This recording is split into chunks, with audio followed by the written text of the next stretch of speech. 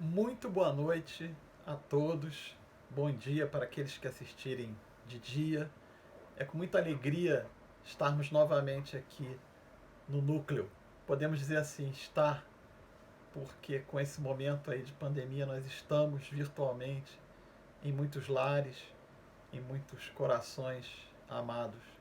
E muitos corações temos aí no núcleo que tanto nos ajudaram, tanto nos ajudam até hoje com essa rede de amor e de trabalho grande que é essa casa. Então é uma alegria estarmos aqui novamente hoje, fazendo um estudo e refletindo junto com todos. Então vamos inicialmente fazer a nossa prece. Então vamos falar assim: Senhor Jesus, mentores queridos, queremos agradecer pela oportunidade de refletir sobre o Teu Evangelho, sobre a oportunidade de irmanarmos os nossos pensamentos, as nossas vibrações com tantos irmãos queridos, e a oportunidade de nos renovar através dessas lições. A oportunidade, Jesus, de buscar esses ensinamentos para nós, para podermos ser uma pessoa melhor, pelo menos hoje, do que fomos ontem. Assim, Jesus, agradecemos e pedimos que através dos mentores de cada um de nós possam refletir as vibrações de amor tuas sublime, para que possamos aproveitar e realizar da melhor forma esse estudo de hoje. Muito obrigado, que assim seja. Bom, e o tema que a gente foi convidado para fazer hoje é um tema muito útil e muito atual para todos nós. Então, continuemos pedindo a vibração de todos, né, da espiritualidade, para que a gente possa ser intuído, para a gente refletir primeiro para nós, né, e depois que possamos todos refletir. E o tema é o capítulo 12 do Evangelho segundo o Espiritismo, Amai os vossos inimigos. E os itens de 1 a 6, que fala retribuir o mal com o bem e inimigos desencarnados. Muito bem. O Evangelho começa falando: ama os inimigos e faz o bem aos que vos odeiam. Porque se a gente só amar os que nos amam, que reconhecimento nisso nós teremos? E aí eles falam assim: isso até as pessoas de má vida já fazem. E aí ele dá exemplo nominal para essas pessoas que fazem assim, dando exemplo de pessoas de povos daquela época. Ele fala dos publicanos e dos pagãos, né? Então o texto do Evangelho fala assim: nós devemos amar os inimigos. Por quê? Amar os amigos até os publicanos e os pagãos já fazem. E depois ele continua dizendo assim: a nossa justiça, fala para nós, né, cada um de nós, deve ser mais abundante, ou seja, maior, mais generosa do que a dos escribas e dos fariseus. Aí ele fala de mais dois povos da época de Jesus: escribas e fariseus. Então ele fala de 4 povos aí: publicanos e pagãos, que a gente deve amar os inimigos, porque amar os amigos, isso eles já fazem. E fala que a nossa justiça deve ser mais generosa do que as dos escribas e os fariseus. Muito bem. O estudo vai muito baseado nessa informação inicial, nesse texto inicial. E aí nós vamos lá ver no Evangelho quem são, na própria introdução do Evangelho segundo o Espiritismo, ele explica quem eram cada um desses povos. Então vamos começar com pagãos. Pagãos é a mesma coisa do que gentios, ou seja, um povo que não tem religião nenhuma, não tinha religião nenhuma. Jesus mais tarde ia citar esse povo, ia citar o Evangelho dizendo assim: não vades aos gentios, Ou seja, não vá pregar aos gentios, não vá levar a boa nova aos gentios, não vá levar o evangelho aos gentios por enquanto, porque eles ainda não estão preparados. Mas alguns anos depois, no tempo certo, eles seriam atendidos pelo homem que mais viajou pelo mundo na era cristã, levando o evangelho de Jesus, e seria conhecido por apóstolos dos gentios. Esse homem é Paulo de Tarso. Paulo de Tarso, tão iluminado e tão rico de lições. Paulo de Tarso, que está lá retratada a vida dele, né, no livro Paulo Estevão, que a Igreja Católica chama de São Paulo. Temos a cidade de São Paulo. Ele era conhecido como apóstolo dos gentios, e ele foi, na época dele, sim, pregar para todos. Ele foi levar o evangelho de Jesus para todos, porque aí sim, os gentios, os pagãos, que são sinônimos, são a mesma coisa, ali eles estariam no tempo certo de receber o evangelho. Mas nessa passagem inicial, Jesus menciona esse povo, os pagãos ou os gentios, que era também desconsiderado pela maioria por acharem que eles não têm fé.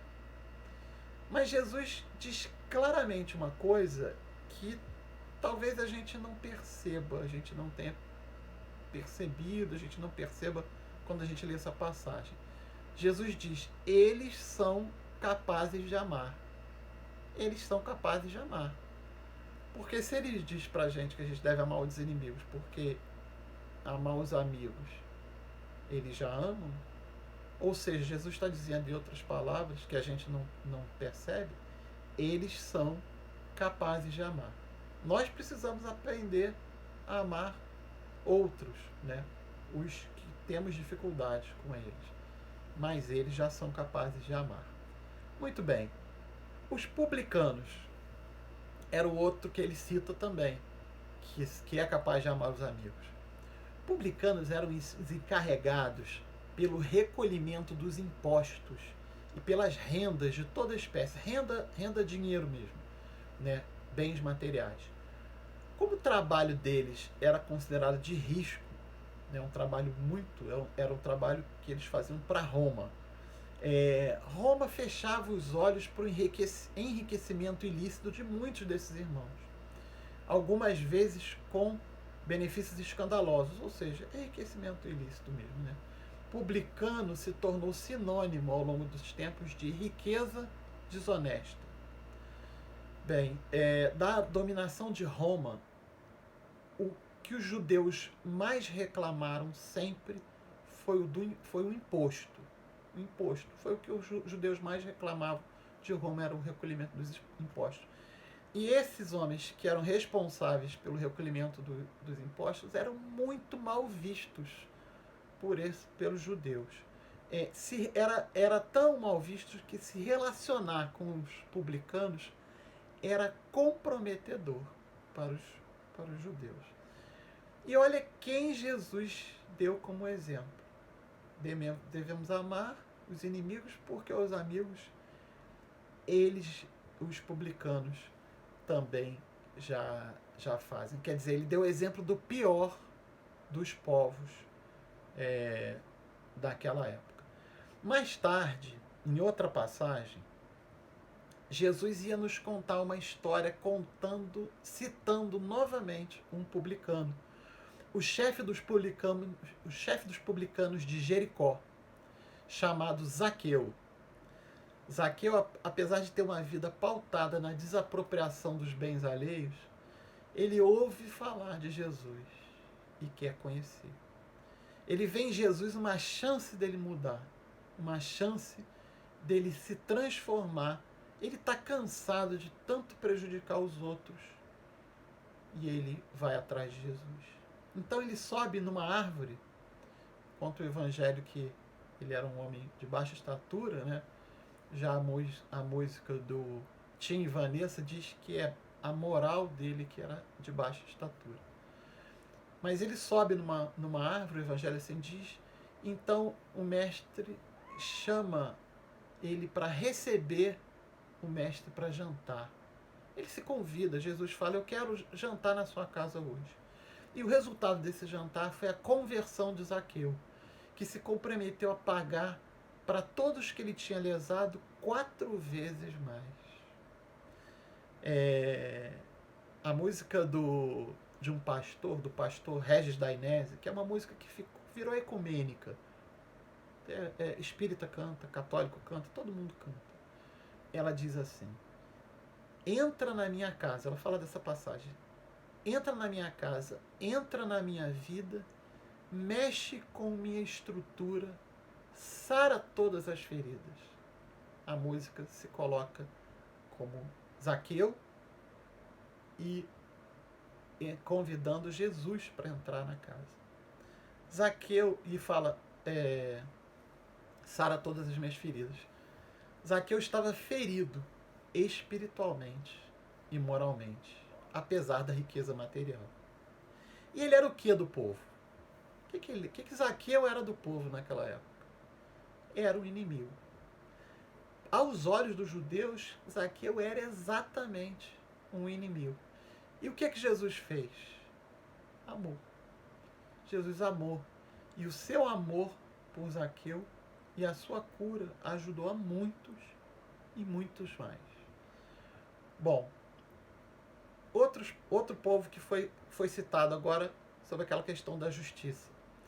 Escribas. Escribas eram os secretários dos reis, cuidavam das provisões materiais dos exércitos dos judeus e também eram os que interpretavam a lei de Moisés para o povo. Era como se fossem uns intelectuais, sabiam ler, sabiam escrever. E a palavra fariseu significa separação, divisão. Fariseu era um povo extremamente rígido com as leis, mas discutiam muito entre si, e apesar de considerar a vida imortal, eles davam extremamente valor ao orgulho, extremo valor ao orgulho, aparência e ostentação. Então Jesus diz que a nossa justiça precisa ser mais ampla, mais generosa, ou seja, superar os valores desses irmãos do intelecto e irmãos do orgulho, né, exacerbado. Num outro momento, o Evangelho vai contar a história da mulher adúltera. Pois estava na lei de Moisés que a mulher que traía deveria morrer pela lapidação, ou seja, apedrejada. Então trouxeram uma mulher que tinha sido pega em adultério, para Jesus. De certa forma era uma armadilha para Jesus. Muitos, me perdoem, já conhecem essa história. Pois se ele fosse contra a morte dela, poderia ser preso.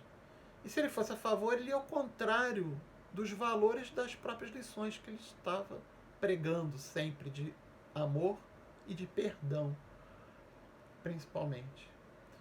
O Evangelho conta que essa mulher foi trazida a Jesus pelos escribas e pelos fariseus. Esses dois povos, né? Um escriba e um fariseu, ou mais de um. Os evangelhos falam no plural. Os escribas e os fariseus trouxeram essa mulher para Jesus. E os fariseus, o que eles eram de Jesus naquele momento? Inimigos, né? Também inimigos, porque eles queriam derrubar Jesus. E Jesus fez o quê? Amou eles. Por quê? Eu vi uma vez uma interpretação lindíssima dessa passagem, nunca mais esqueci, que ela dizia que Jesus poderia ter feito dissolver as pedras da mão de todo mundo. Poderia ter feito a mulher flutuar tão alto que nenhuma pedra alcançasse. Mas ele preferiu dizer para a mulher que quem estivesse sem... A mulher não. Dizer para todos que quem estivesse sem pecado atirasse a primeira pedra. Então todos, sem exceção, saíram com uma gigante lição para refletir, que a gente reflete até hoje. Que é preciso olhar para dentro de nós. Essa é a lição da mulher adulta. Nós precisamos olhar para dentro de nós primeiro, avaliar os nossos erros e só depois olhar para os outros e, se possível, perdoar. E por que Jesus fez isso? Porque Jesus amava a todos. não só a mulher que estava naquela situação, que sofria, mas também aos seus perseguidores, né? E aos perseguidores dele mesmo, os escribas e os fariseus. Amar os inimigos, como Jesus amou. Tem uma frase que uma música, né, da Igreja Católica que fala assim: amar como Jesus amou. É tão bonita essa música, mas a gente ainda não consegue amar exatamente como Jesus amou. Mas ele deixa esse evangelho gigantemente rico para a gente aplicar em quem? Em nós. Então, amar os inimigos, isso está lá no evangelho, não é amá-los igualmente com a mesma intensidade, força, vibração e sentimento que amamos os amigos. Vou repetir: amar os inimigos não é amá-los igualmente com a mesma intensidade, força, vibração e sentimento que amamos os amigos. E ele dá um exemplo disso que é muito interessante. É muito interessante. Ele diz que o pensamento mau gera uma corrente fluídica penosa, dolorida. E o pensamento bom gera uma corrente fluídica agradável, boa. Será que é isso mesmo? Vamos exemplificar, né? O poeta Fagner fala na letra de uma música em relação ao ser amado: meu olhar vai dar uma festa sempre que você chegar. É bonito isso, né? É uma corrente fluídica de amor, com certeza, que está acontecendo.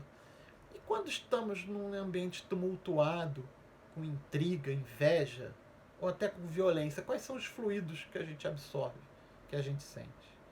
Não são bons, né? Com certeza. Uma vez um amigo me levou rapidamente durante uma viagem, só para conhecer, num lugar materialmente lindíssimo. Uma decoração muito rica. Era de dia lá de dentro, nós vimos, era muito claro esse lugar, porque a gente tem muitas imagens desse lugar escuro. Quando eu disser qual é, vocês vão saber. Mas esse lugar era muito claro, muito bem iluminado, era de dia, janelas enormes. O tapete era tão macio que parecia aqueles tapetes de museus, e ele cobria a extensão inteira do lugar, que era vastíssimo, muito rico. Esse lugar era um cassino. Era um cassino. E aí o meu amigo me perguntou: o que você sentiu?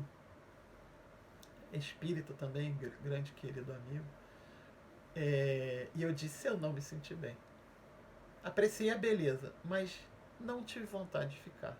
Pelo contrário, gentilmente falei com ele: vamos conhecer outras coisas. Quais os fluidos que eu percebi lá? Para mim não eram bons, apesar da beleza física.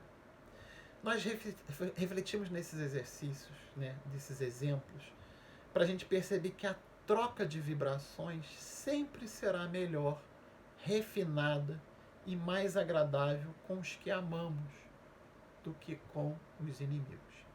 Isso é indiscutível. Então, o que nós devemos fazer em relação aos inimigos? O Evangelho nos diz, olha que interessante, é não alimentar em sua direção sentimentos de ódio nem de vingança. É lhes estender mão segura em caso de necessidade. É não colocar obstáculos para a reconciliação. É muito interessante esses pedidos, porque Jesus não nos pede para ir abraçar o inimigo, enchê-los de afeto, mas pede para ficarmos à disposição e atentos à oportunidade de fazer o bem a ele. O mundo é interligado, né? A gente precisa, nós espíritas temos a oportunidade de entender que temos um mentor espiritual conosco, que somos espíritos, fazendo parte desse ambiente espiritual que permeia tudo. Quando a gente estuda lá o fluido cósmico universal, nós sabemos que Deus está em todos os lugares. Mas há poucos dias eu vi uma reflexão do irmão dizendo muito interessante, dizendo que quando a gente fala que Deus está em nós, fazendo essa reflexão, que talvez seja até mais interessante a gente falar que nós estamos em Deus, porque Deus está em qualquer lugar, né? Então, nós precisamos ficar abertos para a oportunidade de amparar os inimigos. E o Evangelho nos diz lá na frente também uma seguinte frase: reconciliai com os adversários enquanto estais a caminho. Enquanto estais a caminho, ou seja, durante a nossa vida, durante a estrada hoje. Alguém aqui sabe quando vai desencarnar? Alguém aqui tem isso programado? Temos programado, mas não sabemos agora, não sabemos hoje. Então, não percamos tempo. Amemos os inimigos passageiros do dia a dia, que são nossos irmãos, pais, mães. Deixemos o amor chegar na frente sempre. Porque não nos enganemos. Nas pequenas discussões, nós somos os inimigos. E hoje, no dia da gravação desse estudo, nós estávamos assistindo um pouco do encontro de evangelização, em que ele dizia que como é importante nós entendermos o nosso planejamento para entendermos que às vezes nós temos os relacionamentos difíceis, mas esses relacionamentos difíceis nos ajudam. São esses inimigos passageiros, mas que são as nossas necessidades do entrechocar de almas que vão fazer com que o nosso campo perispiritual se melhore e se purifique em relação às nossas necessidades. Nós precisamos entender esse processo, que às vezes esse relacionamento difícil, ele é um momento passageiro e prévio para futuros momentos felizes e agradáveis, mas momentos necessários. Bom, as discussões que podem parecer grandes hoje, com esses amores reais e inimigos momentâneos, né, a gente colocou aqui no estudo, são um nada em relação à estrada infinita que teremos, com um imenso fluxo de amor que vai circular entre nós, entre os que têm esse relacionamento. Cada vez mais, o amor vai circular cada vez mais entre nós a cada dia. É preciso que entendamos isso. Nós vamos amar mais. Nós vamos amar mais amanhã do que amamos hoje. Isso é da lei. O Haroldo Dutra fala que já está reservada a nossa cadeira lá no mundo, nos mundos perfeitos. Cabe a nós irmos um pouquinho mais rápido ou mais devagar, mas é um consolo. A doutrina espírita nos traz um consolo gigantesco nós sabermos que nós vamos crescer, que possamos crescer um pouquinho. Não precisamos subir, fazer igual o Lewis Hamilton, né? Querer dar aquela acelerada e deixar todo mundo para trás, mas que possamos trabalhar para crescer a cada dia.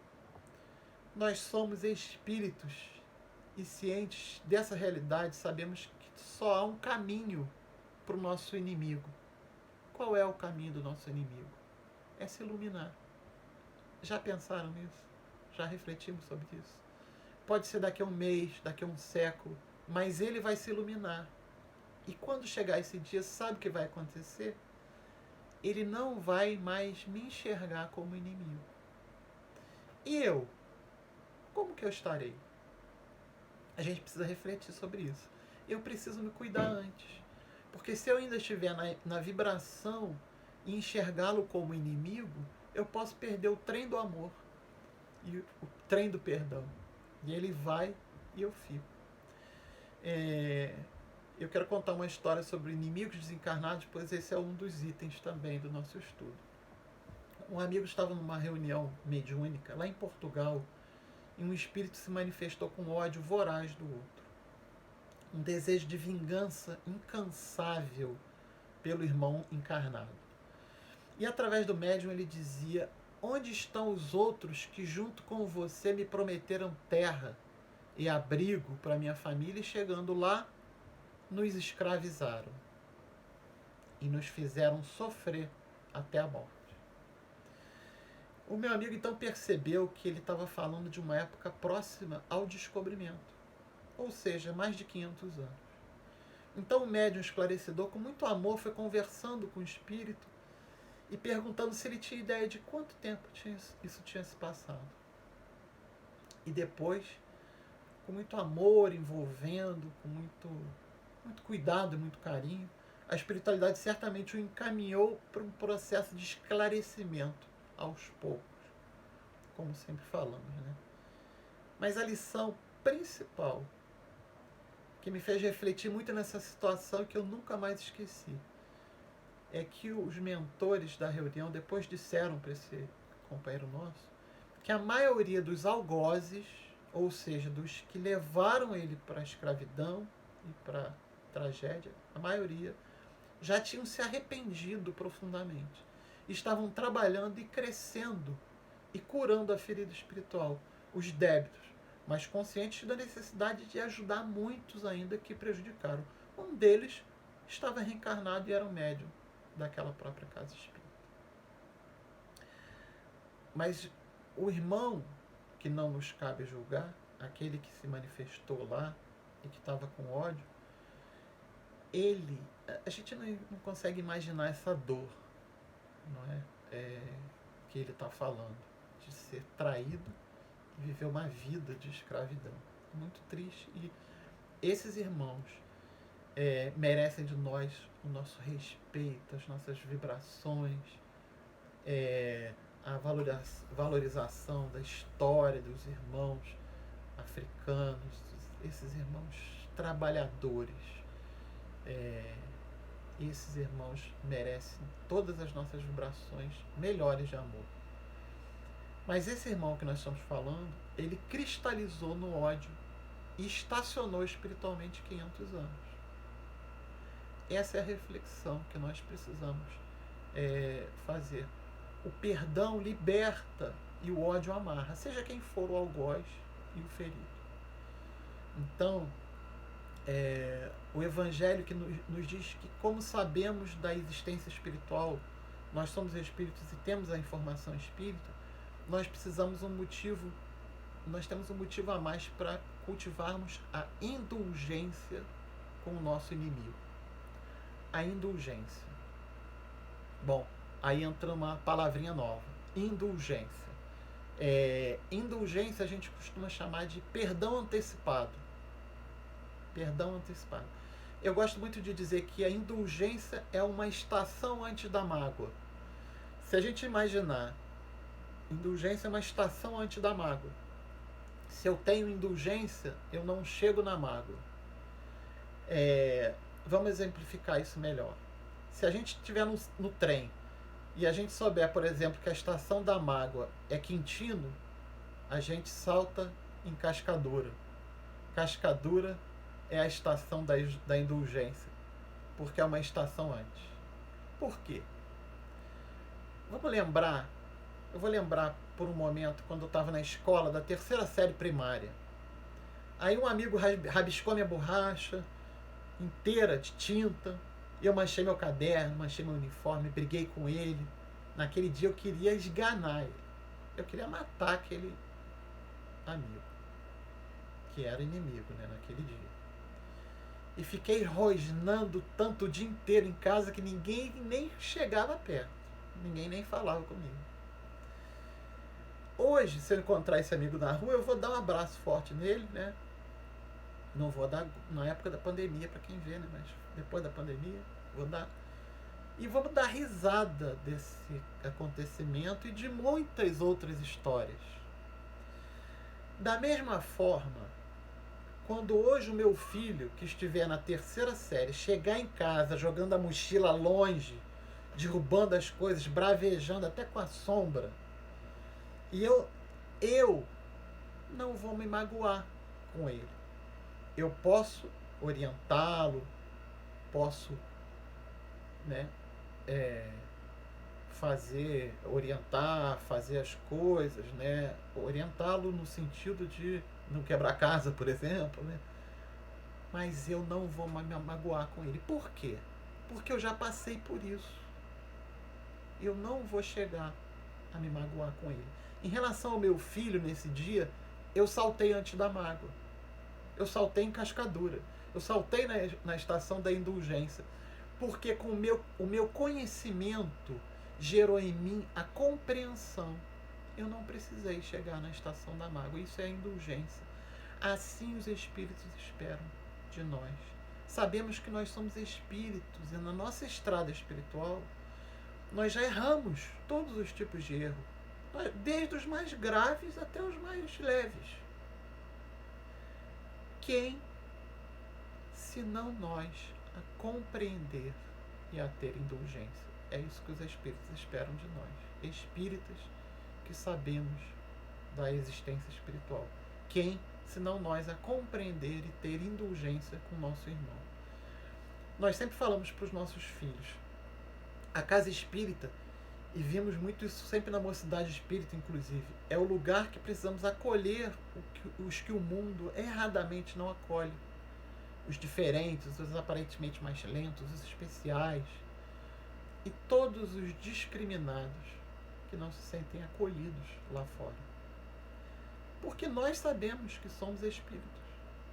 A pele muda, o cérebro muda, o dinheiro muda, o corpo muda. Só o amor não muda. Esse só cresce e fica a cada dia mais conosco. Cada dia temos mais amor. Indulgência é acolhimento e compreensão do outro, através do conhecimento do ser espiritual que nós somos. Mas fiquemos muito atentos. Nós, muitas das vezes, na nossa realidade, nós não vamos conseguir saltar em cascadura. Nós não vamos conseguir saltar na estação da indulgência.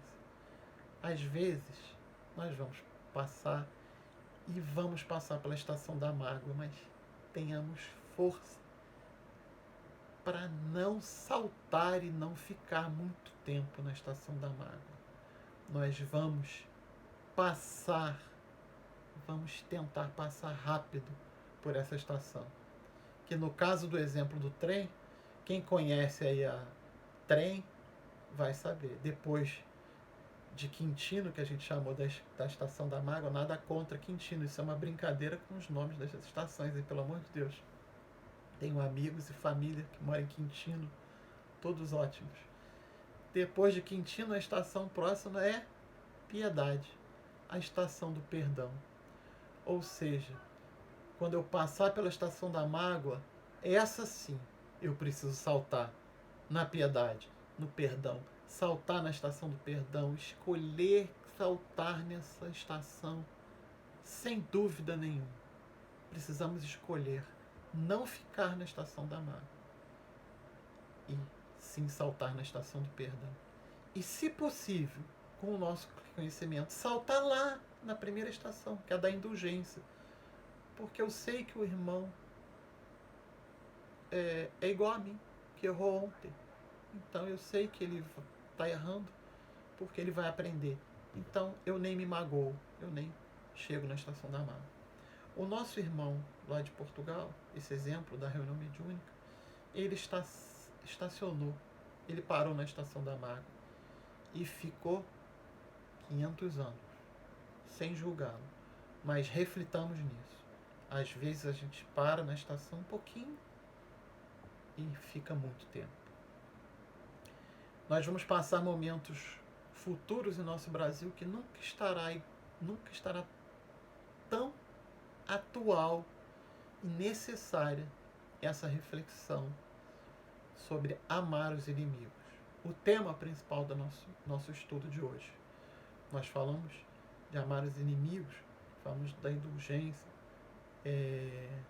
falamos da necessidade da reflexão que somos espíritos, falamos da necessidade da gente entender que os relacionamentos às vezes nos trazem inimigos passageiros, mas é a nossa necessidade da gente avançar, da gente refletir.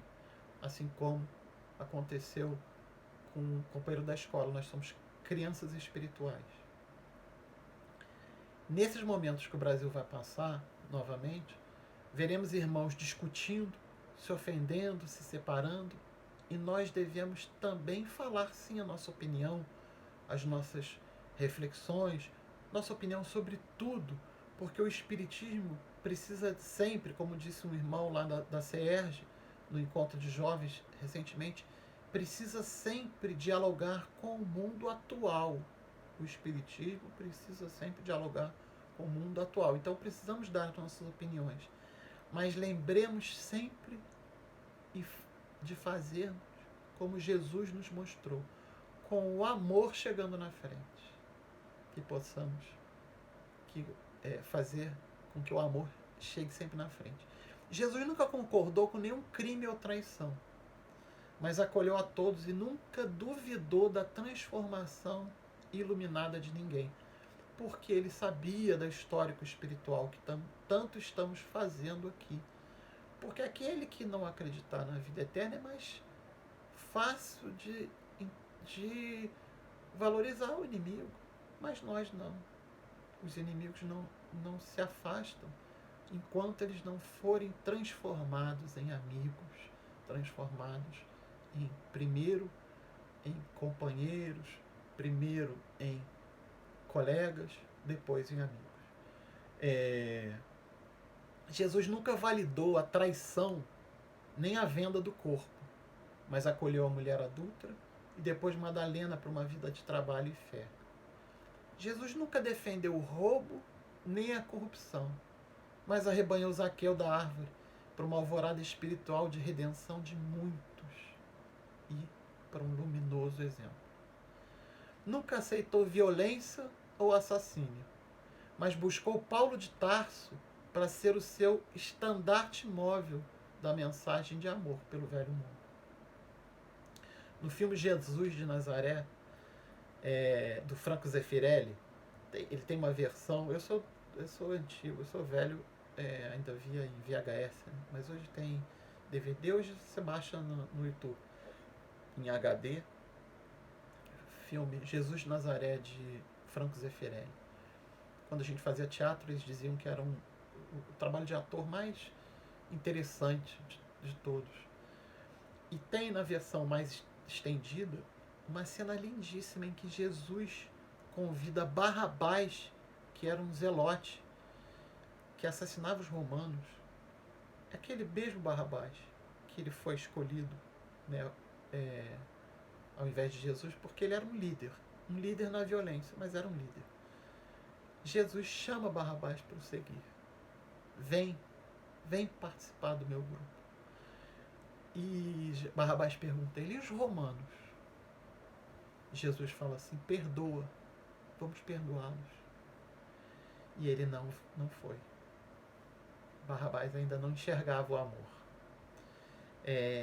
Não façamos como Barrabás, porque Jesus nos convida a cada dia. Aproveitemos a nossa oportunidade. Um amigo de uma casa espírita, lá da ilha, nos falou de uma mensagem que um amigo espiritual mandou especificamente sobre política. Ele disse que os irmãos lá do Planalto, que escolheram Mamon, já tomaram a sua decisão. Mamon é em referência a uma passagem do Evangelho que diz: não se pode seguir a Deus e a Mamon. Mamon é um sinônimo de bens materiais, de coisas somente materiais, riqueza, dinheiro. Então ele fala que os irmãos do Planalto, que já escolheram Mamon, já tomaram sua decisão. Mas os que ainda estão na luta pelo bem não estão conseguindo ser alimentados pelas nossas boas vibrações, porque normalmente a gente escolhe um para odiar e esse nosso ódio não deixa a gente vibrar positivamente pelos outros. Não deixa que os outros recebam nossas vibrações positivas, porque o nosso ódio bloqueia essas vibrações positivas em relação aos irmãos do Planalto. Isso é muito sério. não vou aqui dar opinião nenhuma, eu também tenho as minhas dificuldades enormes em relação aos irmãos da política, mas esse irmão espiritual, ele dá um grande ensinamento para nós vibrarmos positivamente para aqueles que a gente gosta e tentarmos vibrar o menos negativamente possível para aqueles que a gente não gosta, para que nossa vibração boa não seja bloqueada, e para que esse irmão que a gente gosta, muitos que estão chegando, que estão tentando fazer o bem, que recebam, que os amigos espirituais certamente multiplicam as boas vibrações. Hoje, aproveitemos então o nosso pensamento, que é a nossa maior potência, a nossa maior riqueza. E nós, espíritas, sabemos que o pensamento chega. A diferença é essa, nós sabemos que o pensamento chega. Hoje, na pandemia, a espiritualidade conta ainda mais com a nossa luz, pois quis Deus que, além das grandes luzes das igrejas, das casas espíritas, de tantas outras instituições, também fossem acesas milhares de pequenas luzes, em prece e em vibrações de amor, na casa de cada um de nós. Somos nós. Cada casa espírita, cada casa é uma casa espírita hoje. Façamos a nossa parte. A gente quer encerrar com uma pequena história. Me perdoem também se alguns já conhecerem, de um cego em Paris. Um cego estava sentado numa praça com um pequeno quadro negro escrito: preciso de uma esmola. E logo abaixo uma cuia com pouquíssimas moedas. E na hora do almoço passou uma publicitária, conversou com o cego, deu a ele alguns trocados e perguntou se ela poderia mudar a frase. Ele aceitou, e no final do dia, quando ela passou de volta, a cuia estava cheia, transbordando de notas e moedas. O cego, quando percebeu, pela percepção dele, o perfume, a presença dela, ele agradeceu a ela muito. Mas ele perguntou: o que você escreveu? E a publicitária leu para ele. Ela escreveu assim: hoje é primavera em Paris e eu não vou poder ver as flores. Eu pergunto a vocês, meus irmãos, o que mudou? O que mudou em relação à parte da manhã, que tinham poucas moedas, e a parte da tarde, que estava abarrotado de moedas? A publicitária fez com que as pessoas enxergassem e entendessem o sentimento do irmão cego. Elas se colocaram no lugar dele. E elas se emocionaram e se comoveram. Que nós consigamos enxergar o sentimento do nosso irmão, seja ele amigo ou inimigo, e, se possível, amá-lo. E para encerrar de verdade, nós queremos finalizar com a última frase do Evangelho sobre o nosso estudo, que ele diz assim: amai os inimigos. Amai os inimigos não está restrito ao círculo estreito da terra e da vida presente. Vou repetir: amai os inimigos, né? A palavra amai os inimigos, a frase amai os inimigos, não está restrito ao círculo estreito da terra e da vida presente, mas se integra na grande lei da solidariedade e da fraternidade universais. Se integra na grande lei da solidariedade e da fraternidade universais. Então, meus irmãos, esses companheiros ambientados na nossa programação reencarnatória, para esse chocar de almas, muitas das vezes, aquele remédio amargo que a gente toma com dor na infância, mas que a nossa mãe e o nosso pai nos dá a si mesmo, porque sabe que a cura vai vir através daquele momento de dificuldade. São lições simples, mas que possamos refletir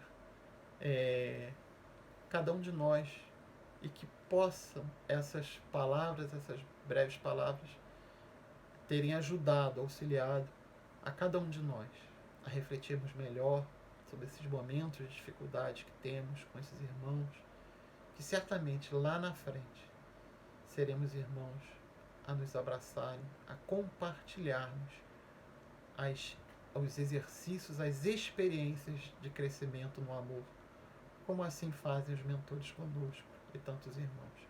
Como uma vez eu disse num estudo lá da assistência fraterna do Eurípides para uma jovem, porque caiu o termo que dizia que nós somos inimigos do passado.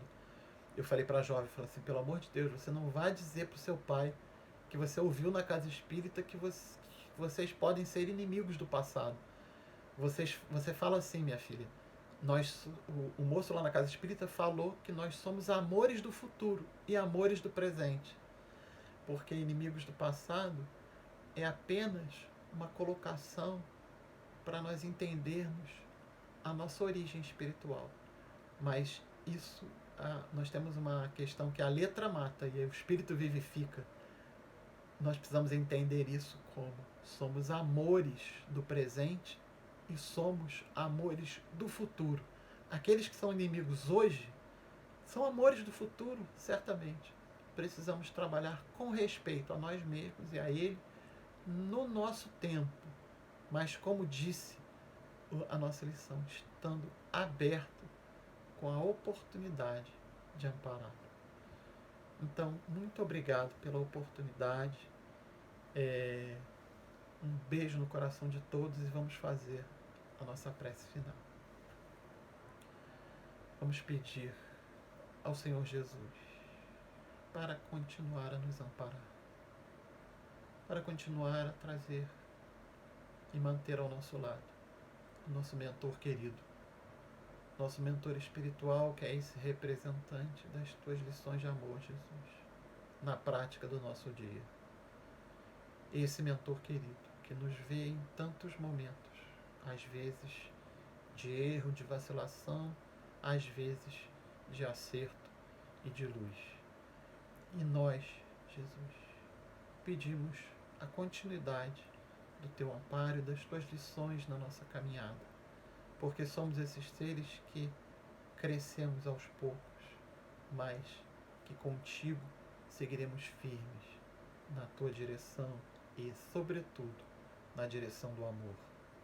Agradecemos muito a oportunidade dessas lições e pedimos também que as tuas vibrações de luz cheguem até todos os que estão necessitados de amparo, que fazem parte das telas mentais de cada um que está ouvindo essa oração, esse estudo, que possa chegar até os lares de cada um, que possa iluminar aqueles que estão nos hospitais, aqueles enfermos do corpo ou do espírito, que possamos, pouco a pouco, encontrar o tratamento e a cura do teu amor, Jesus. Muito obrigado, que assim seja. Muito obrigado, meus irmãos. Fiquem com Deus. Que a paz de Jesus esteja com todos, hoje e sempre. Beijo no coração. Um abraço.